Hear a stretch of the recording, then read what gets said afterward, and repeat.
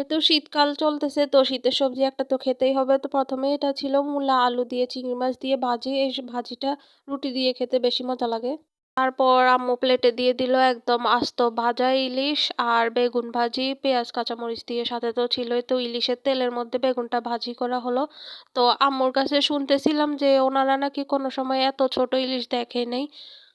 ওনাদের সময় নাকি বাজারে এসব ছোট ইলিশ উঠতই না। এখন যে এরকম ছোট, ছোট ইলিশগুলা পাওয়া যায়, এগুলা নাকি বাজারে আসতই না। তো ওনারা আ জেলেরা এই মাছগুলা ধরতো না তখন শুধু বড় ইলিশই খেত সবাই। তো এখন তো ছোট, ছোট ইলিশ আর এই ইলিশগুলা এতই ছোট একদম বেবি ইলিশ, এগুলা যে একজনে একটা আস্ত খেলেও মনে হয় যে কম, কম লাগে। তো আমি যেটা নিছিলাম এটা একটু বড়ই ছিল। এর চেয়ে ছোট, ছোট গুলাও ছিল। কিন্তু এটার ইলিশের টেস্টটা কিন্তু অনেক ভালো হয় ছোট হলেও। তো সাথে সবার শেষে টমেটো দিয়ে একটু ডাল দিয়ে আজকের খাওয়াটা শেষ করলাম আলহামদুলিল্লাহ।